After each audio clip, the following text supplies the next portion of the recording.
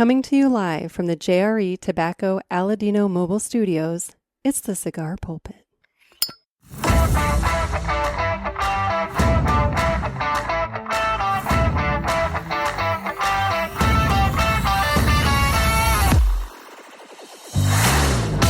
Hello, everybody, and welcome to another sermon from the Cigar Pulpit. I'm Victor the Burn Nick, and today we're going to be talking about that question that everybody talks about when jackpots got this big, and it's going to be, what would you do if you won the Powerball jackpot?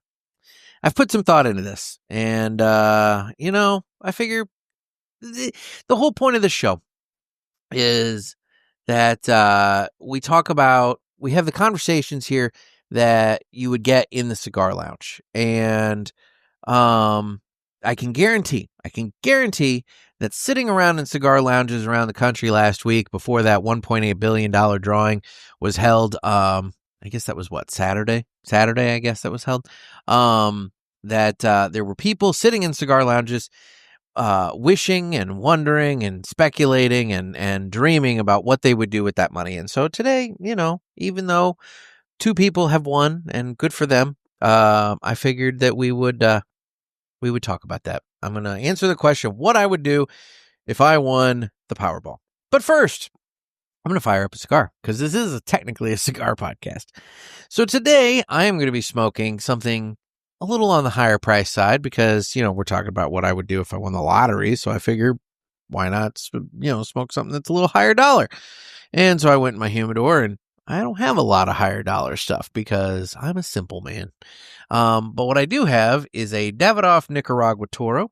It's a 5.5 by 54. It's a Nicaraguan Puro featuring a 10-year aged Cuban seed Nicaraguan Rosado wrapper, long filler tobaccos hailing from Nicaragua's premier growing regions of Esteli, Condega, and Ometepe, and a rich jalapa binder. And this comes to us from the fine folks at Davidoff. And it's time to cut the cigar, and the official cutting is brought to you by 2guyscigars.com. That's the number 2guyscigars.com. Two Guys have been around for 40 years, and they are the trusted name in the cigar industry. Everybody knows Two Guys, but if you don't, please give them a try. You won't be sorry. Family owned and operated, 2guyscigars.com does the very best to provide a great selection, fair prices, and excellent customer service. So head on over to 2guyscigars.com for your next cigar purchase. Tell them that the Cigar Pulpit sent you. And remember, that's the number 2guyscigars.com. And with that, it's time to go ahead and cut the cigar. Two Guys, they're kind of the Buc-ee's of the cigar industry. They have, in my experience at their stores, they have clean bathrooms. They have a ton of selection, a lot of private label stuff. And, the one thing that they have that Buc-ee's doesn't have is comfortable chairs to sit and enjoy what you purchase. Whereas Buc-ee's, they boot you to the parking lot and you got to eat in your car. So, for what it's worth, maybe that's something Buc-ee's could learn from Two Guys, but I don't know. The Buc-ee's of the cigar industry. Anyway, gonna get the cigar cut here and get this guy going. So, all right, we got that. Got my coffee here because it's been a long day and, trying to avoid yawning on the microphone again. So, want to stay awake. Bleh. Yeah, tobacco schmuckus. Thought I got it all. It didn't. All righty. Give that guy a cold draw. And now we're going to light the cigar. And while I light my cigar, let's go ahead and listen to the greatest commercial you've ever heard.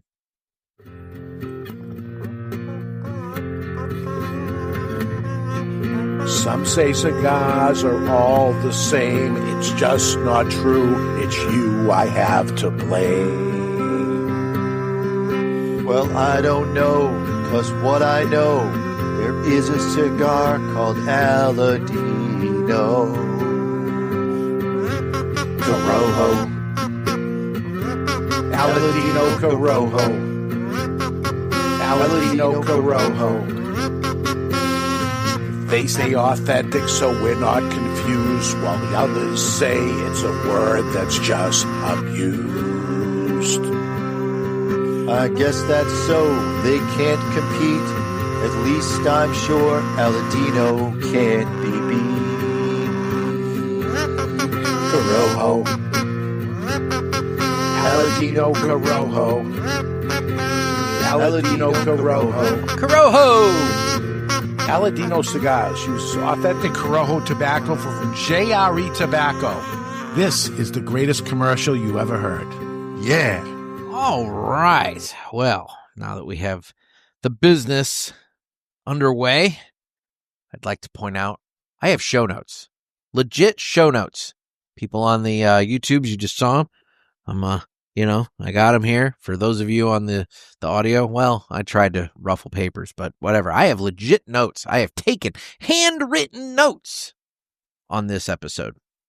So, first of all, let's get into the topic at hand. So, the lottery, the Powerball. So, on Saturday, the jackpot was $1.8 billion. And two people, one from Texas, one from Missouri, won that. In fact, the one from Missouri got traced back to a quick trip in North St. Louis County. So it's in my neck of the woods. And let me tell you, whoever got that ticket is not prepared for the financial windfall that they have coming to them. Just knowing the little bit I know about North St. Louis County. I'm just saying, whoever it is, yeah, that's this is a big day for somebody. But anyway, so I did a little digging into the numbers before we get into what I would do with this money if I won it. I figure, it's good to have a little context. You're not winning $1.8 billion. In this case, I would have won half of, if let's say, for the sake of this fantasy discussion here that we're talking about, if I would have won half of $1.8 billion. So just to give you a little context here, if you would have done, there's two ways to get the money. You can either do an annuity where you're paid so much every year for so many years, or you get a lump sum payout. If you would go with the annuity, you would be receiving $893.5 million paid in 30 installments over 29 years. So let's just do that math real quick. I should have done that, but I didn't. Divided by 30. 30. So that means that each payment is $29.8 million. So you're receiving $29.8 million basically per year. Over 29 years. So, look, if you're an older individual, maybe the annuity is not the way to go. But if you're a young person, maybe the annuity is the way to go. You make more money in the long run doing it that way. Because if you do the lump sum payout, you're technically only receiving 410, right? Or 416. I can't read my writing. It could be a 0. It could be a 6. We're going to go with 416.3 million. It really doesn't matter. 6 million among friends here. Actually, that probably would be, whatever. It doesn't matter. So yeah, it's $416.3 million. Now, after taxes in Missouri, you would bring in $242.1 million. So your half of $1.8 billion dwindles down to $242.1 million if you take the lump sum payout and have to pay the taxes on it right away. Whereas with the annuity, you're getting 29.7 or 29.8, whatever it was. I did that math. And you're paying taxes on that every year and whatever else. So ultimately, at the end of the day, if you're a young person and you win the lottery and you're lucky enough to win the lottery, take the annuity, don't take the payout. Now, we get into what to do. The first thing you want to do, and these are, I'm going to talk about 4 steps that everybody should do. This is not what I would do. This is what everybody should do. So needless to say, I would do it, but this is what everybody should do. The number one thing, if you can, be anonymous. Do not, despite the fact that the lotto is desperately going to want to trot you out there at their press conference, give you the big check, balloons and all kinds of shit and everything, trumpet you as this big winner and make you a poster boy. The last thing in the world you want is to actually have people know that you just won this kind of money. So right away, the first thing you do is you tell the lotto people that you do not want to be named. You want to be anonymous, because there is no good that comes from everybody knowing that you have this kind of money. You will have relatives that you have never heard of coming out of the woodwork. You'll have friends that you haven't thought about in 30 years coming out of the woodwork. You'll have ex-girlfriends popping up saying that they're pregnant with your baby, and that and whatever. And it's like, trust me, nothing good will come from people knowing that you won this money. So the first thing you want to do is be anonymous. The second thing you want to do, and you want to do it as rapidly as humanly possible, preferably you have somebody already that you can call on, so you're not like reaching out to somebody new, because somebody new with this kind of information is going to gouge you. But how many of us are lucky enough to have these people in our lives? Or unlucky in the case of the first one. The first one, you need to hire two people. You need to hire a lawyer. You got to hire a lawyer. Find a lawyer right away, because the amount of legal shit that's going to come your way from winning, anywhere between $893.5 million if you do the annuity, or $242.1 million after taxes on the payout. The last thing in the world you want is to be dealing with all this legal shit by yourself. So hire a lawyer.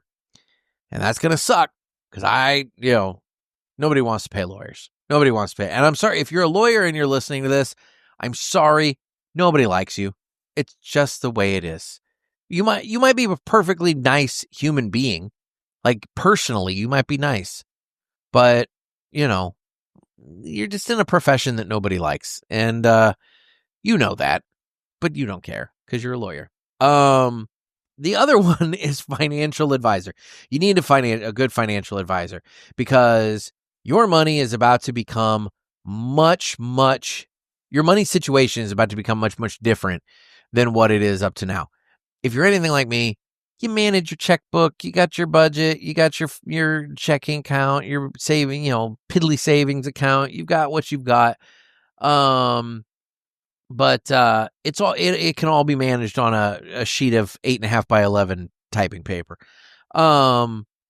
You're about to become a multi-millionaire, close to a billionaire if you take the annuity. Granted, I guess it takes 30 years to get all that money, and you got to pay taxes and whatever. But the bottom line is, you could very well make yourself a billionaire with the annuity money. So yeah, you're about to be in a whole different financial game, and you need a financial advisor. So that's the second thing you have to do. So first, be anonymous. Second, hire a lawyer and a financial advisor. The third thing that I would say you ought to do really, really early, really, really quick, just to clear it and be done with it, pay off all your debt. That way you don't have looming bills. No credit cards, no car, no house. Don't go out and buy a new house. Don't go out and buy a new car. Don't go out and buy crazy shit. Just take a look at your bills, pay off your debt, and be done. I always joke that every time I see a paper bag on the side of the highway, I always, think I ought to stop and look, because it could be that lucky paper bag that's sitting on about, $200,000 and in cold unmarked bills, and I would be able to finally, get that, take care of 100% of my debt, have a nice big nest egg left over, and I would be happy. That's the thing. I don't need half of 1.8 billion. I want to state that right from the front. Like, anybody who's like, oh my God, I'm going to be half of 1.8 billion.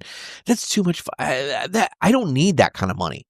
Like, I don't. If $200,000 were to rain from the sky onto me right now, I would be the luckiest man on earth. Realistically, I don't even need that much.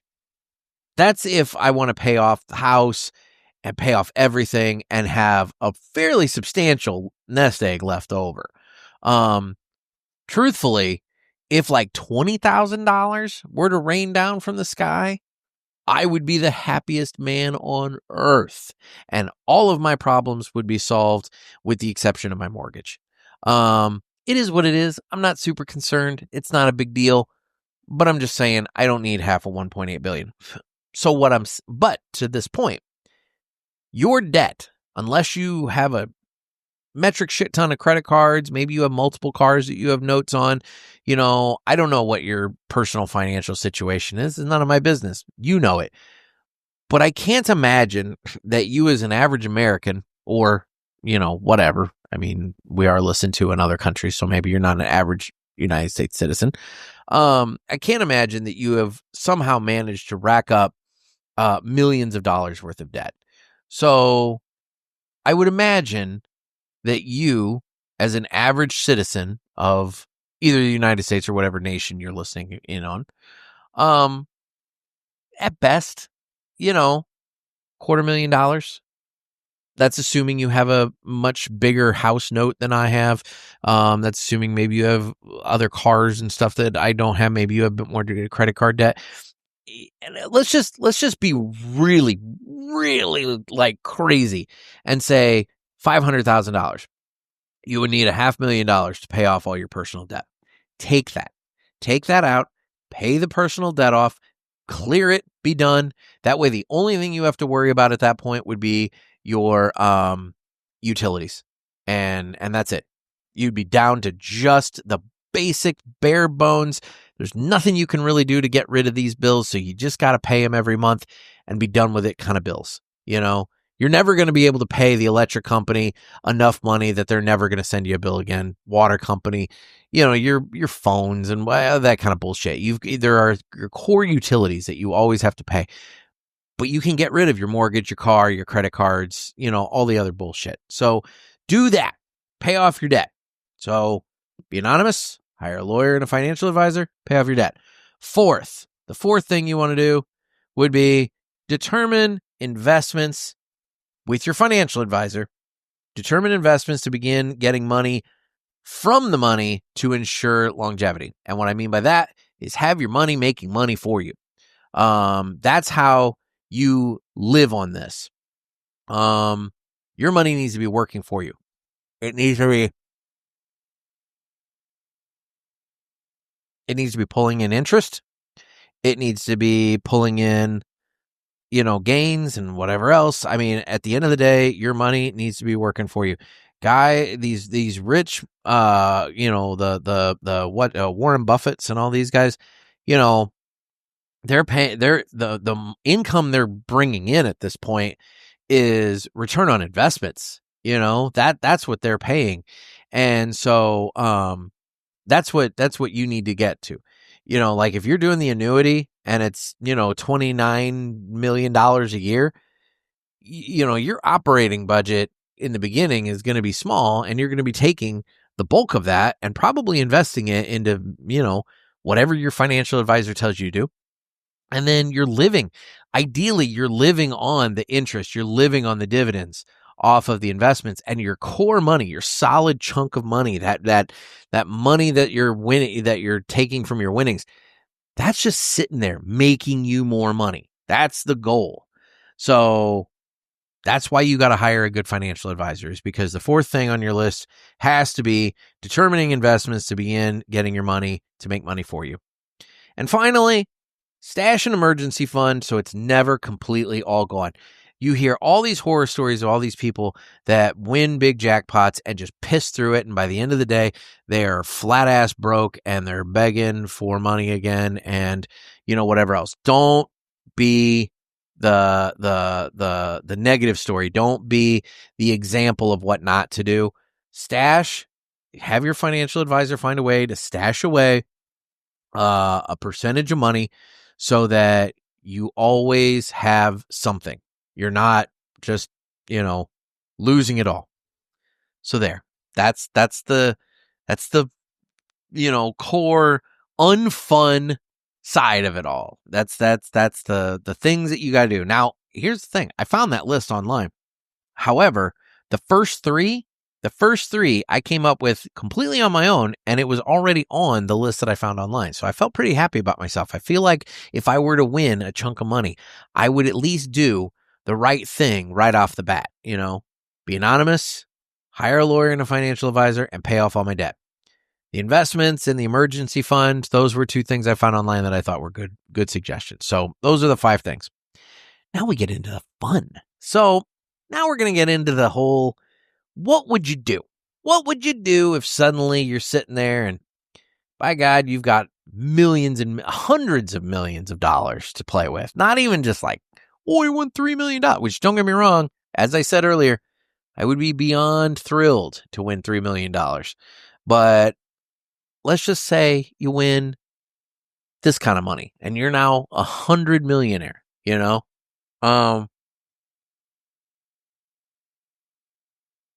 first thing I would do, is I would hire a personal assistant to manage my life. I don't want to manage my life anymore. I don't want to fucking manage my life anymore. I don't want to pay those utility bills. I don't want to think about when my cell phone is due. I don't want to think about when the power bill is due. I don't want to think about, the cable company or whatever, is telling me I need to upgrade my router for my house so that my Wi-Fi works better. And I need to go into the store and pick up a new router from them and swap out equipment. Bullshit. I don't want to do any of that. First thing, right off the bat, I'm hiring a personal assistant. I want all of my life to be managed that way. I want somebody managing my calendar. I want somebody to tell me, managing my calendar, managing, my limited operating budget. That's the other thing. You never give somebody full control of your money. Ideally the financial advisor, they are advising. They are not doing, they're helping you, but they're not. Nobody should ever be in full control of your money. So in this case, my personal assistant, there would be a checking account that would be set up that a certain percentage of money would be thrown into every month in order to take care of the household operating stuff. The bills, somebody go to the grocery store. Don't get me wrong. I love going to the grocery store. I probably would still go along. Every once in a while, but I don't want to think about going to the grocery store when, like today, when I ran because I was like, oh shit, I'm out of milk and I need some grapes. I don't want to pop in there for 2 things. I want to go in there and stroll around and look at all the new stuff because you guys know me. I love looking and seeing all the new snacks, the snacks that are labeled new. I love those because those could be potentially your new favorite snack. And you never know until you try them.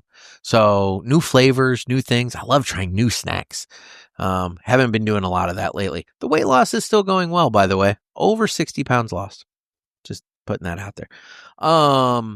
Anyway, so I would hire a personal assistant because there's just so much piddly crap I don't want to mess with anymore.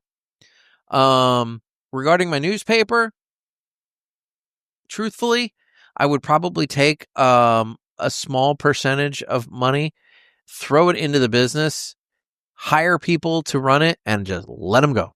And let the paper and it would be more of my goodwill towards the community. And truthfully, probably what I would do at that point is have the lawyer start investigating ways to convert that newspaper from a for-profit business into a non-profit entity that I could, establish a board.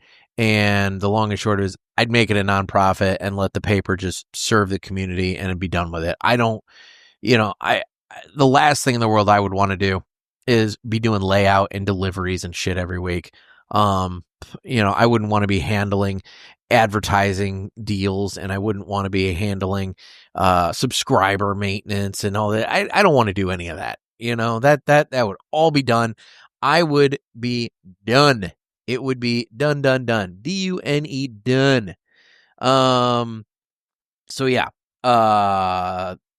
Personal assistant and moving on with the business. The next thing I would want to do is obviously you've got loved ones, you've got people you care about, and I would want to take care of my people. I mean, I would have been blessed at this moment in time. Let's just for the sake of argument with this say that I went with the annuity, because I'm young enough that I could go with the annuity. I mean, shit, it's 29 years. I'd be 70, pushing 74 by the time I'm 73, 74 by the time the payouts are done. So for the rest of my life, plus, I mean, not the entirety. God, I hope not the entirety of it, but for a good chunk of the rest of my life, I would be making $29 million a year. So let's just say I did that. Realistically, I would have the ability at that moment to help whoever I wanted to help. And so the first thing you got to do is,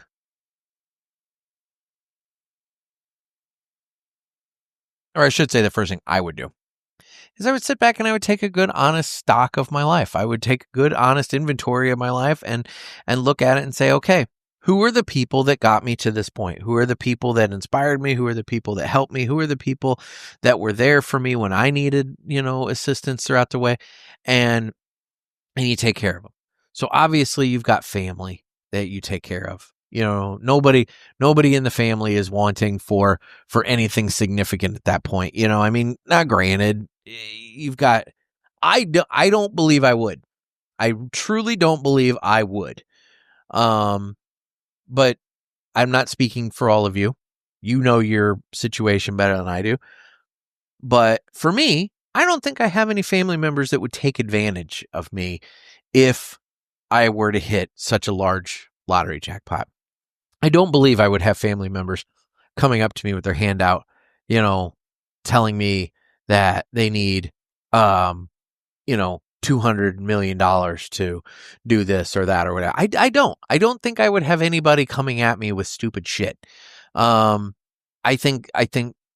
truly believe my family would be happy for me.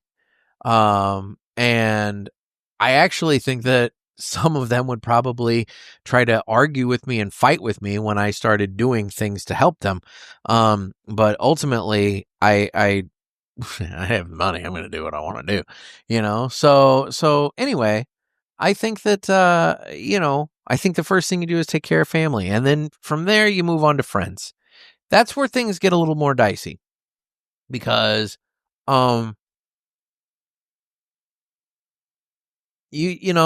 you've got friends, but then you have, hey buddy, I'm your friend. And those are the people that will take advantage of you. And that's where you got to really take full inventory and you got to really be honest with yourself about who is your friend and who is just a person you know. I've been doing a lot of that myself the last couple of years. Really taking a good hard look at everybody in my life. And I can tell you at this moment, as I sit here and record this, I don't have many friends. I don't have many friends. In fact, I don't think here local around me, in my general area,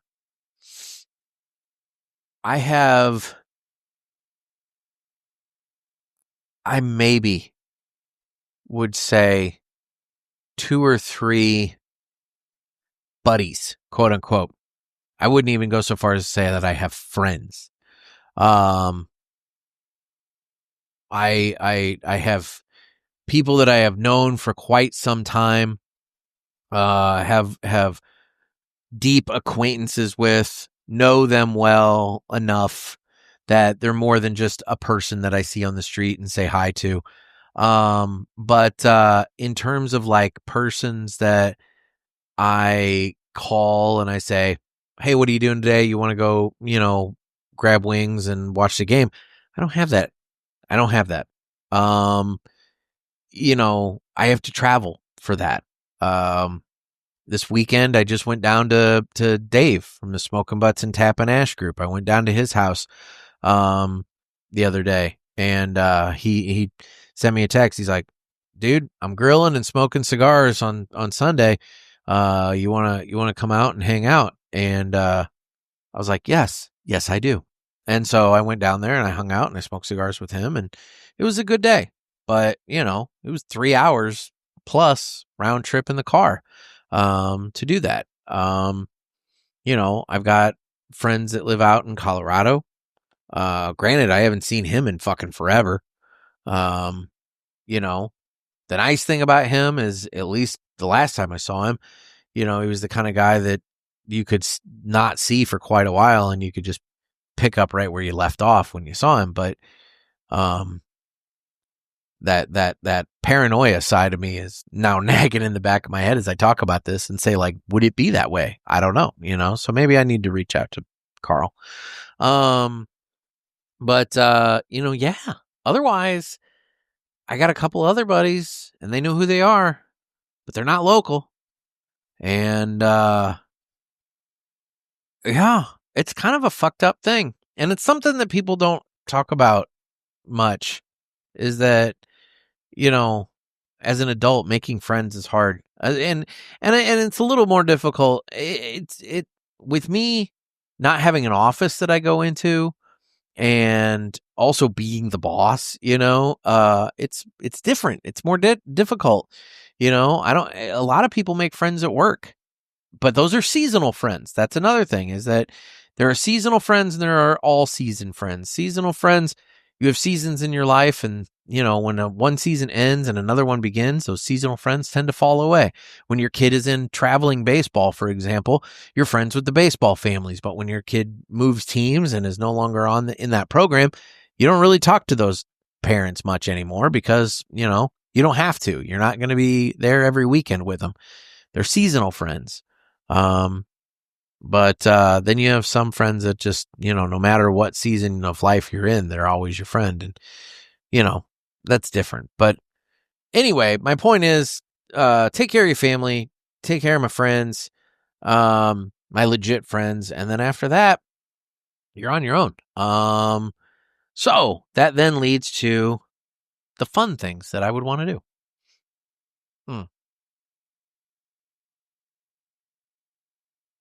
I know this is a little more analytical than probably. By the way, this was a show suggestion from Sean Beaudry. He gave me this show suggestion, and he gave it to me a little while back.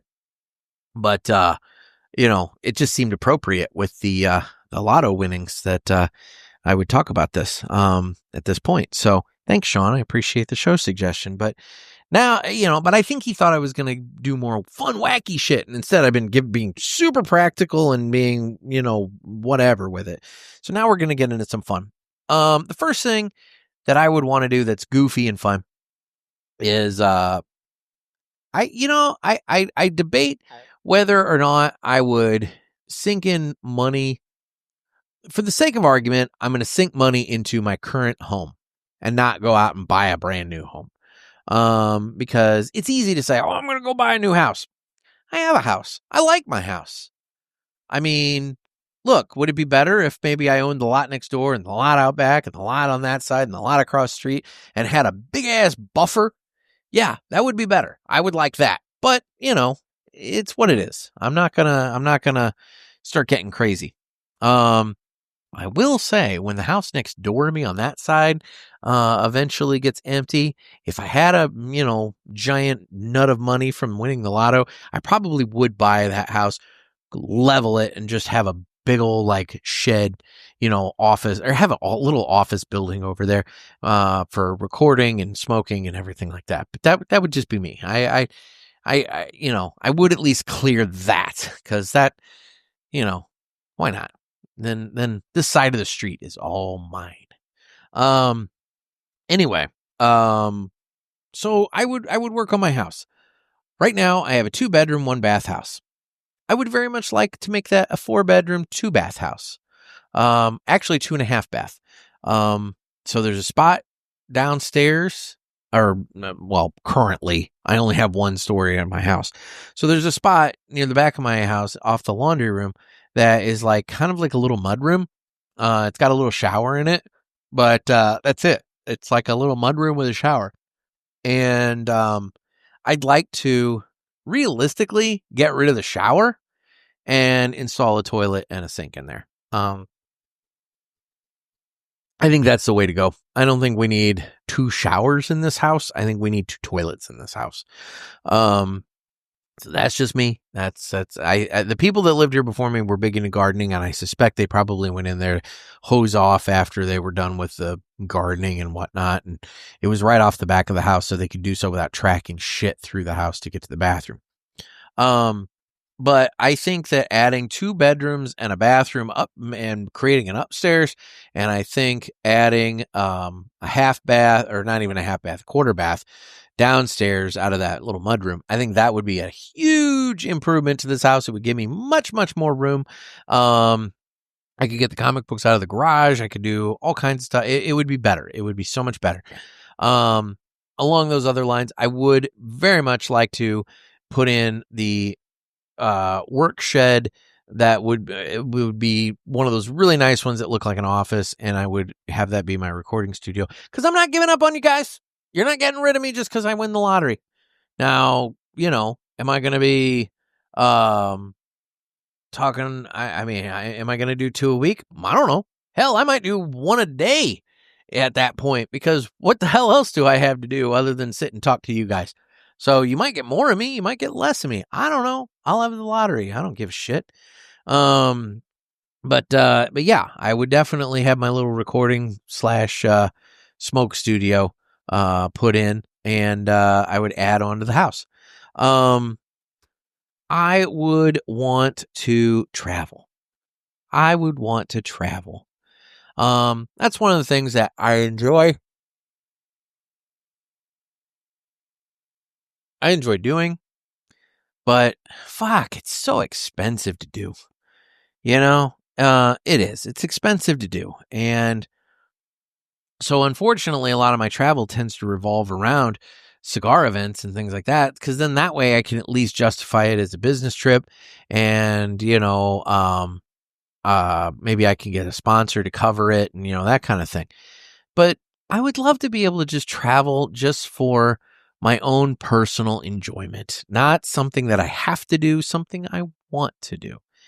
And so, I actually, there's 3 places that I always have on my list in terms of, travel destinations, places I want to go. But I sat and I thought about it a little bit more, like, where else would I want to go? What else would I want to see? That maybe, I would go and see if I, had money, had that kind of money, had legit FU money. We're not talking like minor FU money. We're talking like I can tell everybody to F off, And I think the very first place that I would want to travel is Ireland. I loved hearing about it from Trey Mack last year. Truthfully, I had every intention of trying to do it this year, at the beginning of November, as kind of a birthday gift to myself. But financially, it's not going to work out this year, and that's fine. It's something to look forward to maybe next year. I got other stuff going on around that time that traveling probably isn't going to be the most ideal thing to do. And so, I would like to go and spend some time in Ireland, just kind of, knocking around and seeing the sights and just living the life. I think that would be fun. Scotland. I'm a little more scared about the food in Scotland, but I think Scottish, I would love to go up there. The countryside looks just absolutely amazing. I want to see things. I want to go and I want to see Scotland. And while we're in that general area, I think it would be great to knock around the United Kingdom, go over to England. And, some people might think I'm nuts, but I would like to go to London. I would like to look around at some things in London. I think that London's a cool town. I mean, like, my God, the amount of history there alone. I think London would be a really fun place to pop around and visit. Now from there we get into more destination kind of places. The next place on my list, I want to go there for a solid month. I want to do absolutely nothing. I don't want to take my cell phone. I don't want the world to know where I'm at, and I don't want to know what's going on in the world. I want to go to those little huts that you see that are like built on top of the water, the clear, shiny blue water in Bora Bora. Those huts that it's obviously a resort. They got the pools that you could lounge in the pool and look at the ocean. You could even just be in the ocean. I want to be at one of those, but I want to be at one of the more secluded ones. I don't want to have another hut right next door to me on either side. No. I want a hut that's in Bora Bora on that gorgeous, gorgeous water that is like, I don't want to see people. I don't want to encounter people. I want to be in this place for like a month. I just want to be there, and I want to just have everything I need so that I can just lounge in the pool and smoke cigars and truthfully probably just be naked the whole time. I just want to like be as relaxed and chill as humanly possible. Maybe not a month, maybe 2 weeks, whatever, maybe a month. I don't give a shit. I'm loaded at this point, maybe a month, but I don't want to even think about it. I just want the world to just go by and I just sit and chill.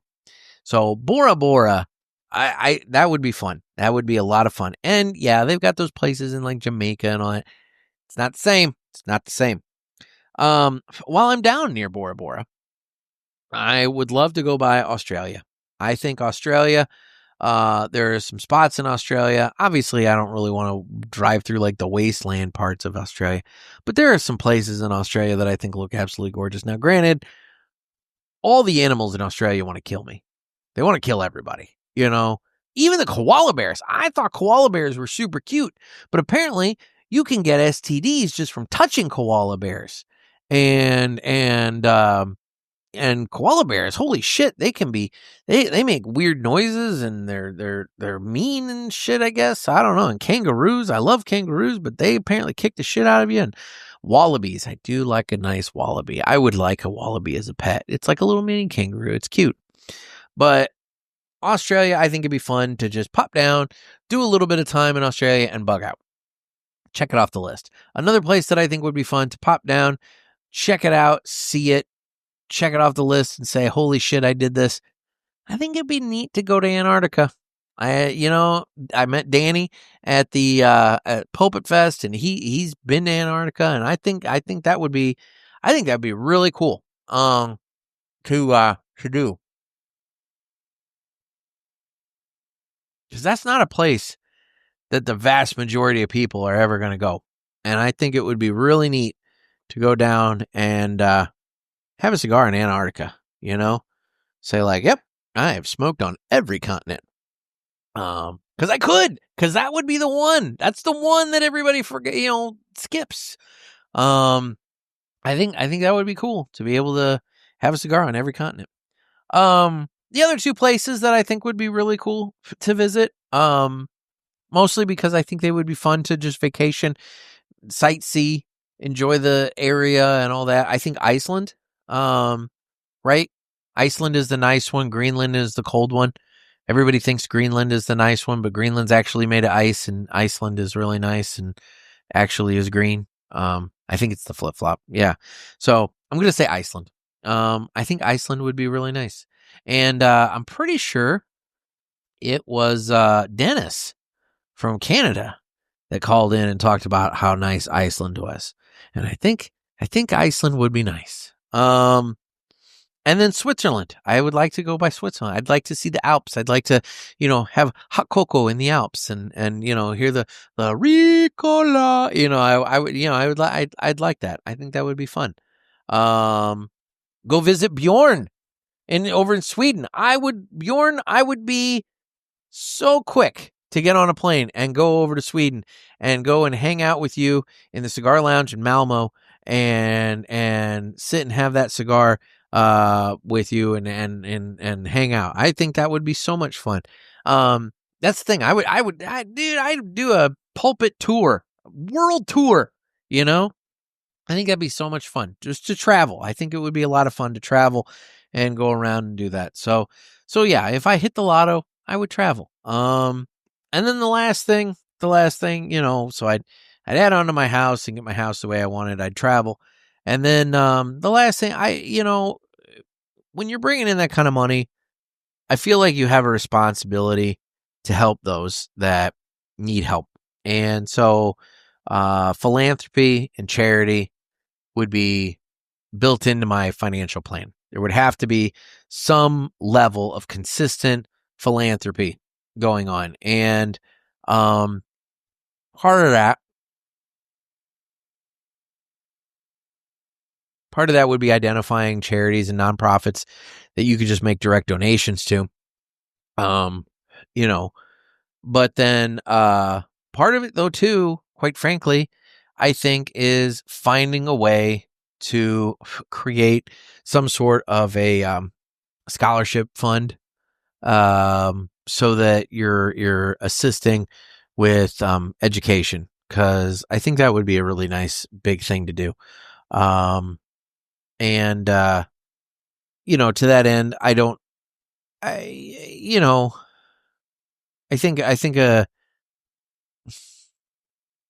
hesitate to say this because, quite frankly, as I'm sitting here, I'm like, there's so many problems with doing this. It would be, I think it'd be nice to have a scholarship fund that assists with educating and building up the next generation of good journalists in this country, so that we could have a good, strong media. The problem with that is, quite frankly, most of the journalism schools, in my opinion, kind of suck, because they're teaching their ideologies and they're not teaching the craft of the journalism, and that's pretty evident based upon the news. And I don't care if you're talking either liberal or Democrat or conservative. That's the problem, is that both sides proselytize and put their views out there on display entirely too much, when they should just be bringing you the facts. That's what it boils down to, is just give me the facts and let me as the individual throw it through the lens of my own personal experience and personal beliefs to determine whether or not I think this is a good thing or a bad thing. And we don't do that in this country anymore. We haven't done this in decades, and it's irritating. And so, quite frankly, while I would love to create a scholarship fund to help bring up the next generation of journalists, quite frankly, I don't know if I trust the journalism schools to do it. But that's a whole different show, guys. So yeah, that's what I would do. And otherwise, I would just live my life and have fun. I would love the ability to never have to ever consider if I have enough money for something ever again. That it's one of those like, yeah, I can do that. I can buy that. I can do what I want. I can help this person. I can do that. And at no point will it ever stress me financially to do so. I would love that. That would be just an and I'm not one of these guys that I'm going to need a fancy yacht or a private jet, although a private jet would be nice. But I'm not going to need a fancy yacht, and whatever. And I like to drive. I probably would still drive myself. I don't think I would need a personal driver. Maybe in some of these areas that I was talking about traveling to that I don't know the area, I would get a personal driver, but around here I'm driving myself. I like to drive. So yeah, I would still live a fairly simple life for a guy that has an annuity worth almost $900 million, bringing in nearly $30 million a year, for 30 years. So yeah, I would say that, there'd be a lot of money left behind. I mean, my son would not have to want for anything. And, there's another valid point, is having that kind of money, I could make sure that I could die with all the comfort and knowledge, knowing that my son was going to be 100% properly cared for until the day he passes away. Because he would have the financial resources to do so. And I wouldn't have to worry about him getting thrown into some fucking state-run facility, group home, where, there's they're under constant threat of being closed because some governor wants to save a buck. Anyway, that's a whole different conversation too. So, yeah, so there we go. That's what I would do if I won the lottery. What would you guys do if you won the lottery? What would you do if you were one of the two people that won half of the $1.8 billion Powerball? Give me a call on the hotline, area code 863-874-0000, and leave your message. Tell me what you would do with the Powerball winnings if you were lucky enough to bring. Would you take the payout or would you take the annuity? Payout obviously pays immediately, but the annuity pays out more. So, what would you do? Anyway, give me a call. Let me know what you would do. This is what I would do. What would you do? Maybe you wouldn't hire a lawyer and a financial advisor. Maybe you just start pissing money away left and right. I don't know. It's your prerogative. You do what you want. Anyway, I am enjoying this Davidoff Nicaragua. It's smoking nice for me. And despite how much I'm talking, it is staying lit, and I'm digging that. So anyway, let's continue on and do this now. It's time for the Villiger Cigars Entertainment Report, brought to you by Villiger. Villiger Cigars, one of the leading cigar and cigarello manufacturers in the world, founded in 1888 and still family-owned and operated. Head over to VilligerCigars.com and check the store locator to find a shop near you that carries them. We guarantee that Villiger Cigars will be a wonderful addition to your humidor and cigar rotation. So, this weekend, I sat around and I just kind of took it easy. It's the first weekend I'd had, in quite a while, to do so. And like I said, I did go down and visit Dave and, hung out. And he made these great burgers.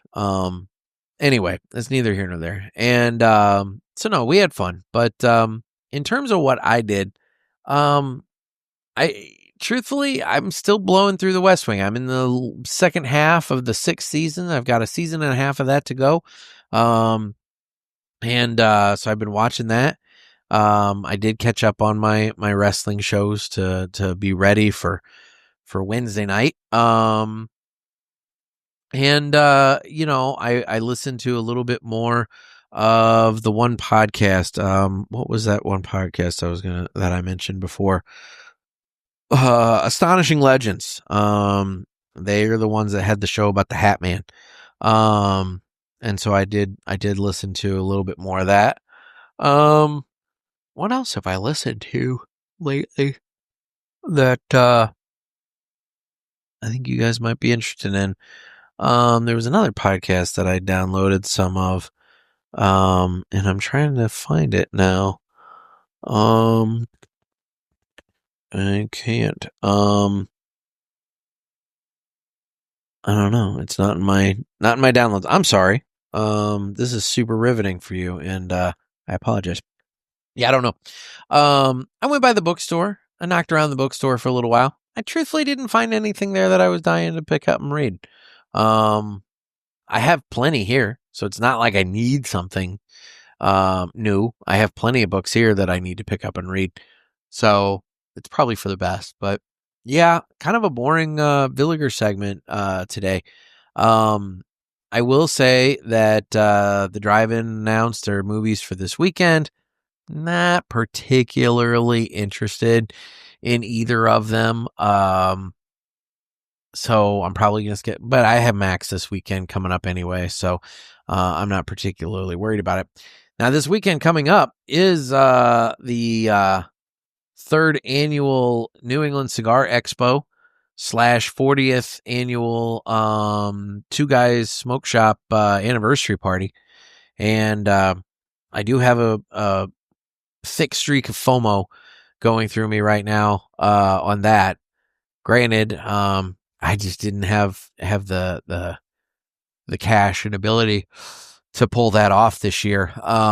It just, timing wise with Pulpit Fest, it just kind of came a little close. And then also, having my son this weekend, I really wasn't able to switch.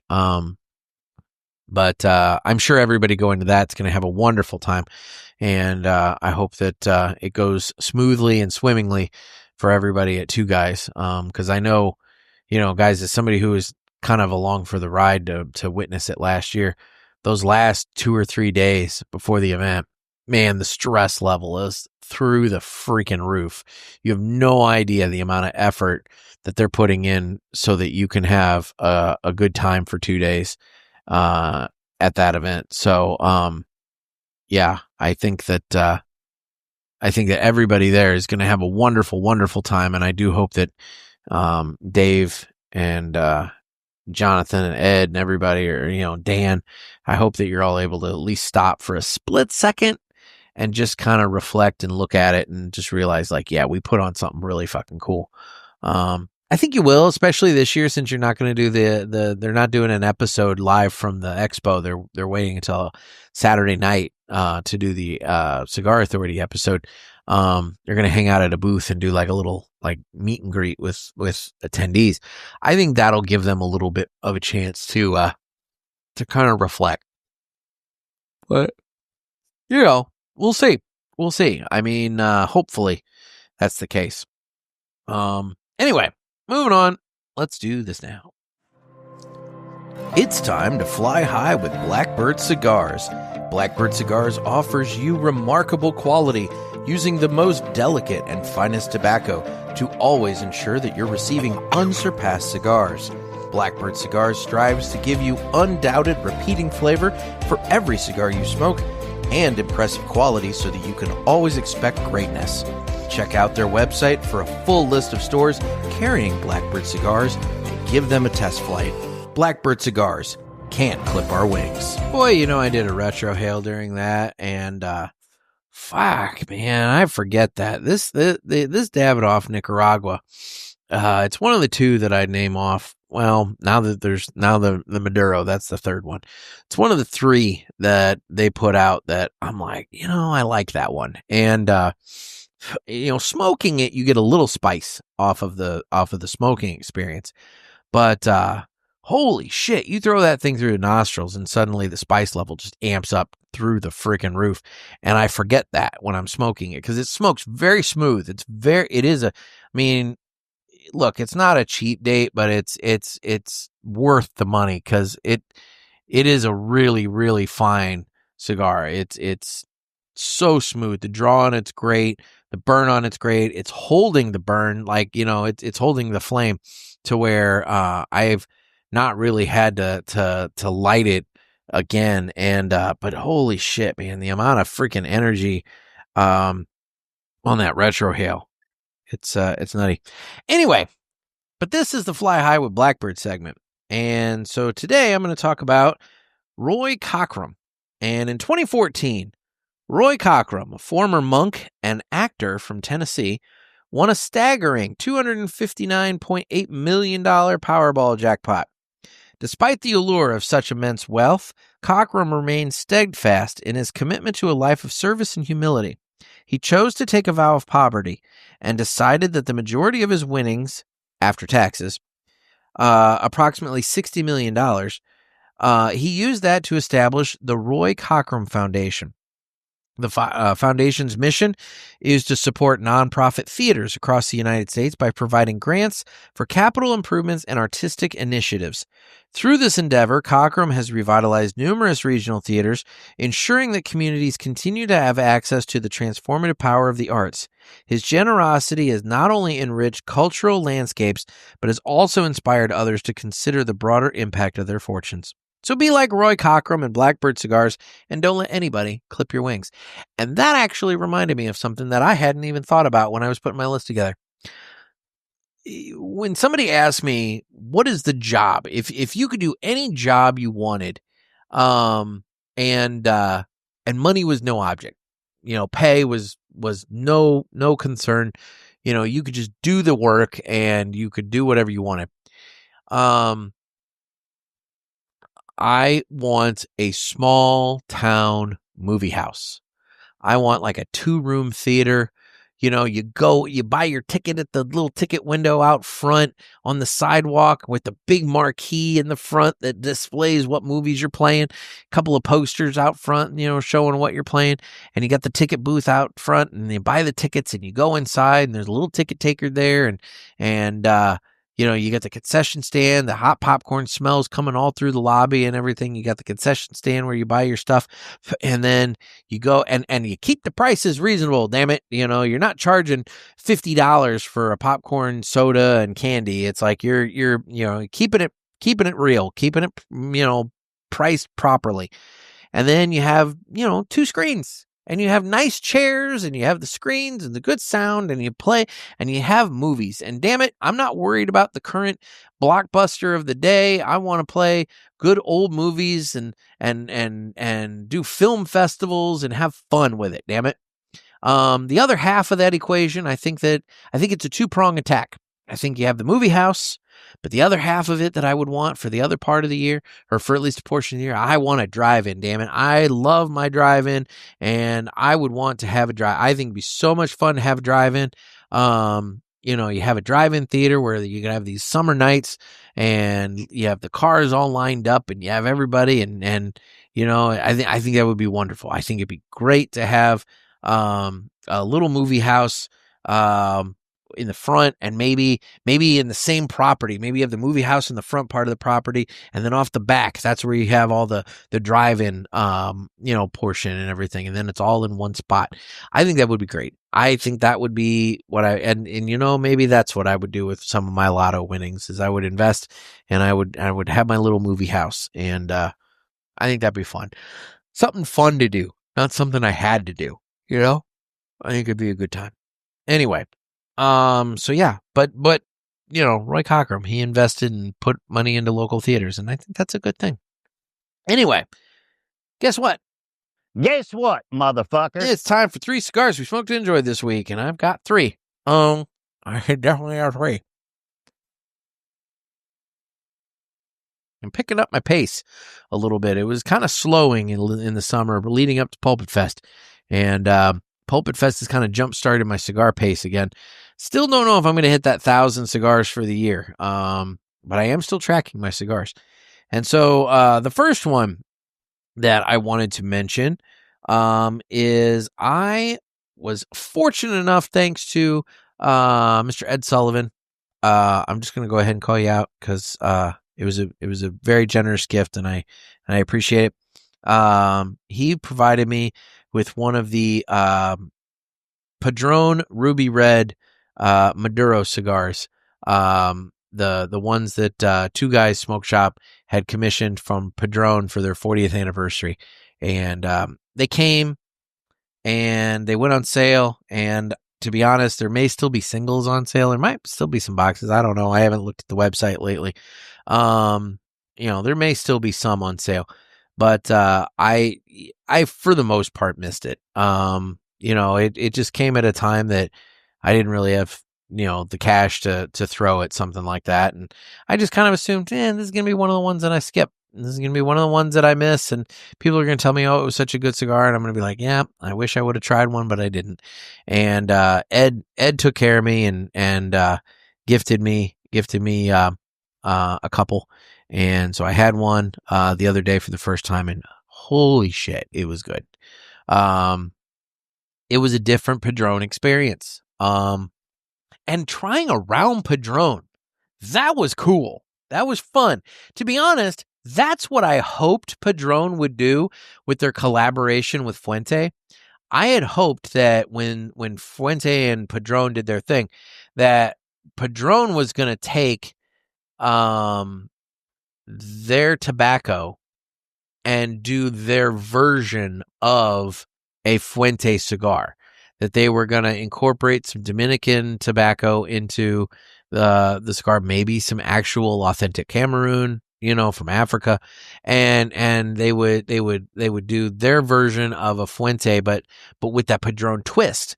And I thought it would be fun when they did that if they would make their cigar round, because Padron does box pressed, and that's what I was really hoping for with that cigar. Now, granted, there was no way I was affording either one of those cigars, the collaboration cigars that they did. But here comes Dave Garofalo with this Padron Ruby Red, and by God, he made a round Padron, and I loved it. And I think Padron needs to seriously consider a round Padron.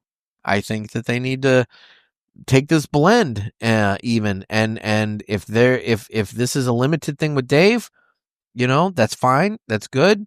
If Dave doesn't want to do any more of them, then he doesn't have to. But if Padron goes to Dave and says, hey, we want to take this blend and we want to do something with it, I think they should. I think they should take that blend. I think they should do something else with it. And I think they ought to release a round cigar. And I think they ought to do that. And I think it would just be an amazing addition to their portfolio. So I really enjoyed the Padron Ruby Red Maduro, which was part of the Two Guys 40th anniversary cigars sets. The next one that I had this week that was kind of a treat. I had one chilling in the humidor, and I'd been sitting on it, waiting on it. And one morning I woke up and I made some coffee, and I was like, you know what? Today's the day. Today is the day I'm going to fire this thing up, and I'm going to enjoy this. And that was the Perdomo Legacy Natural Shade Grown Epicure. And it just smoked wonderfully. Has a very unique, different flavor to it. Not one that not one that I think really is typical of Perdomo, and but it's such a unique, good cigar. Only the second one I've ever had. I've had one of each of the wrappers. This is only the second of the natural shade grown wrapper that I've had, and so I did enjoy it. And it was great. Along those lines, I do want to say congratulations to the Perdomo family on the birth of Nicholas Perdomo IV. It was the newest grandchild for Nicholas Perdomo Jr. and the son of Nicholas Perdomo III. So they're up to the fourth now. So they've got the first male grandchild, and it's a proud day. So congratulations to the Perdomo family. My last cigar that I want to mention was another one that I had with coffee. Smoked wonderfully. It pairs really, really nice with coffee. To look at it, you would think it's a fairly light Connecticut. It's got a Connecticut wrapper to it, but it's got a little bit more strength to it than that, and so it kind of holds up for me, and I enjoy it with my coffee in the morning. And that's the Villiger La Capitana Toro, and good cigar. I enjoy that. They came out with that at PCA this year. They came out with a couple of cigars at PCA this year. And to be honest, at the time, I was more excited about the Cuellar Caribe and the 1888 Grand Reserva. Both fantastic cigars. This La Capitana was kind of like, it's Connecticut. I don't know. It's not really my jive. But having smoked, a fair amount of them,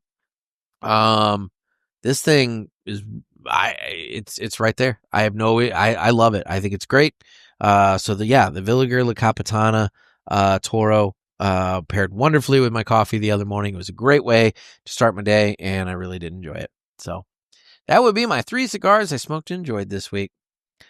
Well, I guess now I'm going to tell you about the socials. I'm available on Instagram at The Cigar Pulpit. I'm available on Facebook, where we have the Pulpit Parishioners group. You can get in on the fun there. Teddy, quit posting those effing cat videos. And also quit posting that lady with the night owl song. Like, oh my God, like, we get it. We get it. Your algorithm is fucked. You don't need to screw with the rest of ours. It's just, it's weird. It's weird. But this is all the fun stuff you can see if you join the Parishioners group on Facebook. On Twitter/X, you can watch us on YouTube and Rumble. And if you are a Spotify user, I do use Spotify video, so you can watch or listen on Spotify. Otherwise, guys, this has been a show. I hope you got a little insight into my financial dreams. Again, I want to hear all about what you guys would do with lotto winnings if you hit the lotto. So give me a call on the hotline. I do need your calls for Ask the Pulpit. I ran through a whole bunch of them in the last episode. So, I'm down to, I think I have one now that has come in since then. So, you guys gotta step up and fill that voicemail up again. Give me a call on the hotline at area code 863-874-0000. That's 863-874-0000. Call me. Tell me what you would do if you had won half of the $1.8 billion Powerball jackpot. Would you take the annuity for almost $900 million, or would you take the payout, which after taxes would be somewhere in the neighborhood of about $250 million? It all depends on on what state you live in. The guy in Texas is actually going to bring in, if he takes the payout, the guy in Texas would bring in 256 or 258 million, whereas the person in Missouri is looking at like only 242, and that's because Missouri levies a 4% tax on lotto winnings. So, for what it's worth, it does all depend on what state you live in as to how much money you would actually get on that payout. So, truthfully, I think the annuity is the way to go if you have the lifespan ahead of you to truly enjoy it. But anyway, what would you do with the money? Give me a call. Let me know. Anyway, guys, thank you so much. Final thoughts on the Davidoff Nicaragua. I've smoked this on the show before. It's a wonderful cigar. It's one of my favorite Davidoffs. This one, the Late Hour, and the Davidoff Maduro are my favorite things that they put out. And they're nice special treats that I don't smoke often, but when I do smoke them, I enjoy them. So that would be that. So guys, thank you so much for taking time out. I'm Nick. Everybody, stay safe and stay smoky.